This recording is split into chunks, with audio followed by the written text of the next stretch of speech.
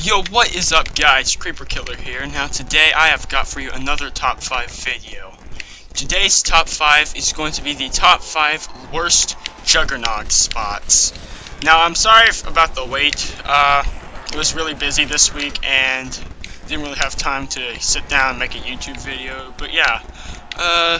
So how I'll be judging is about how long it takes to get to there, like the position's relevance to other locations, like good training spots, good camping spots, spawn, etc.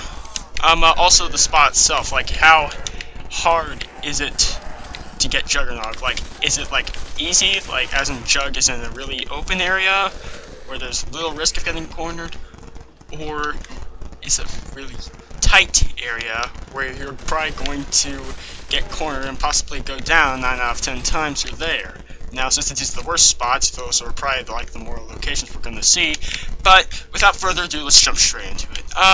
So for number 5 spot, I actually have a tie. I couldn't decide between Nuketown and Shinonuma. Now, the issue with that, as I'm pretty sure y'all have guessed, is the random spawns.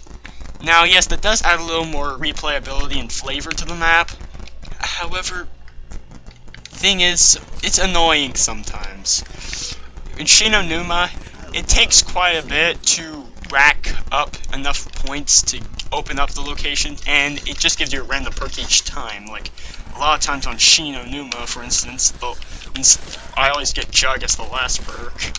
Meanwhile, in Nuketown, it's not much of a hassle to open up the areas, but you actually have to physically wait for them. Like, if you're playing solo, quick revive comes on round 1, and then a couple rounds later you get your next perk, but oftentimes I don't get Jug as early as I probably should, like as in like my first, second, or even third one, but third's kind of pushing it.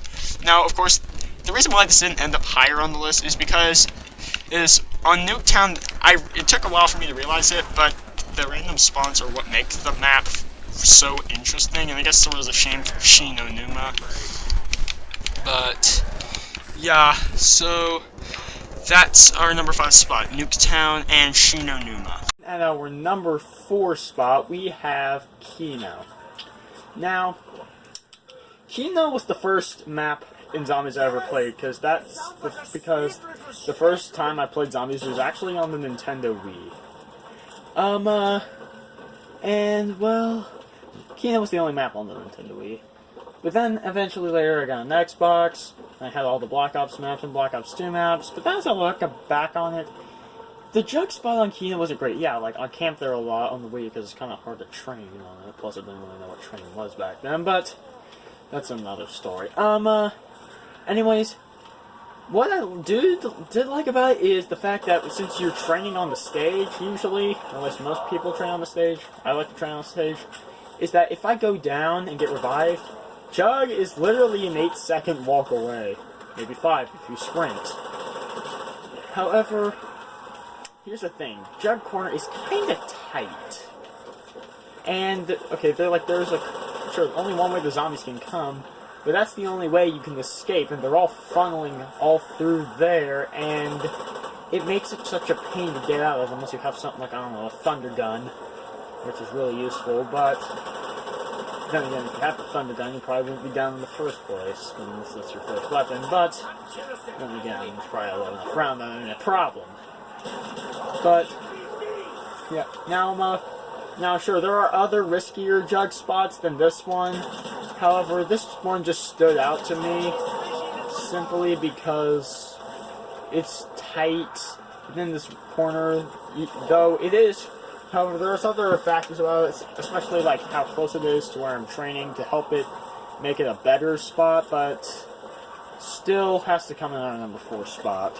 Coming in at our number 3 spot, we have Call of the Dead. Here's my problem with the Call of the Dead location. First of all, it is in the most remote-ass corner of all the map. It is basically, if you could pick a place far away from where you spawn, far away from where you train and do everything, this would be it. I don't know why Treyarch had to put it at the most remote location ever, and honestly, getting Jugg just seems like a daunting task. And also, it's kind of tight in there, which can be a real problem if George gets in there, because that means George is blocking one route, so unless, of course, you already managed to get him to low enough health that you can actually kill him. That means the other way to get out is through possibly a horde of zombies, or a door that you might not even have enough money to buy open. And that is why I had to put this in the number 3 spot. Just why did they have to put it in such a remote location is beyond me. So coming in at our number 2 spot, we have Dairies. And here's the thing about the Dairies spot. Okay, so if you first think about it, you probably think, okay, it's a pretty central location between spawn and the catwalk where you usually camp. Yeah, but then you think that you can't access it easily from the catwalk. You have to run back all the way through the courtyard, around the labs, through the animal testing labs, up the stairs to the left, and then there's the Jugg spot. Another thing I don't like about the Jugg spot is the fact that it's, well, let me put it this way. It's tight. And there's one way in.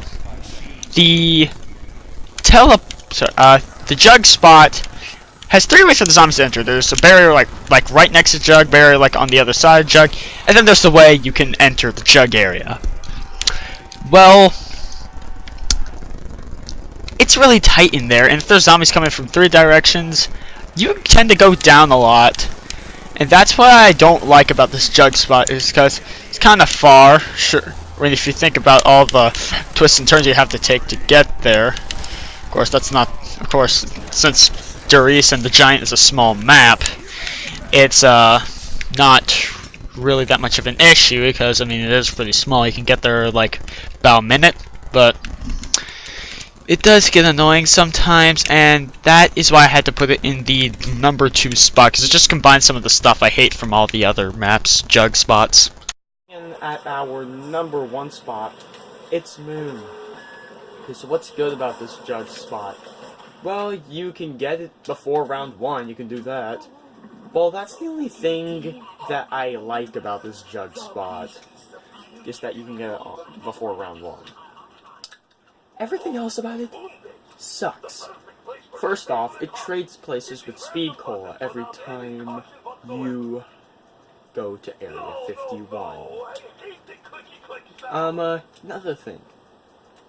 It is kind of that corner's kind of tight, and therefore it's kind of hard to and really risky to get Jugg unless you're just got to Area 51 or you're about to leave. And another thing, let me tell you what happens a lot. So I get Jugg before round 1, and I'm feeling pretty good, because now, it's early rounds, I usually don't go down on early rounds, plus I have Jugg, therefore, honestly, it must take a lot for me to go down. So then, later in the rounds, like, I don't know, like round 7 maybe, I'm out of ammo, I need a gun, so I'm running along. But then, you know all those bumps that happen when you're sprinting? Yeah, I hit one of those, and because of the gravity, I go through the freaking airlock door, and I didn't see someone because the airlock door is closed, and guess who I didn't see? You're right, it's our old pal, the astronaut. And before I can do anything about it, he grabs me and headbutts me randomly, teleporting and taking a random perk. Oh, but guess which perk he took? That's right, he took my Jugg. So now I have to go back to Area 51 twice. So I head to Area 51. It's like, alright, I gotta get Jugg. Like, oh, no, we're not gonna give you Jugg. We have Speed Cola if you want Speed Cola. Well, I don't need Speed Cola at the moment, I need Jugg. So you leave, but guess what was going on while you were at Area 51? An excavator Pi is trying to breach Tunnel 6. So now you gotta run all the way to the labs, grab the hacking device, head back to the receiving bay, and hack the little panel to stop the excavator. Then you gotta go run back to Area 51. But then you run through the airlock door, and you didn't see the astronaut that time either, and then he sent you back to the receiving bay.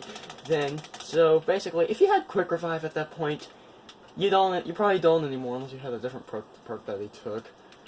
And then, at that point, you're just kind of YOLOing it. So you run back, go through the teleporter, and now you have Jugg. Wasn't that fun? No, it was not. I hate it, but y'all can have fun doing that if you want to. If you enjoyed this video, please smash that like button and subscribe for more, and tell me what your top 5 versus Jugg spots are. Also, what other top 5s would you like me to do? Peace.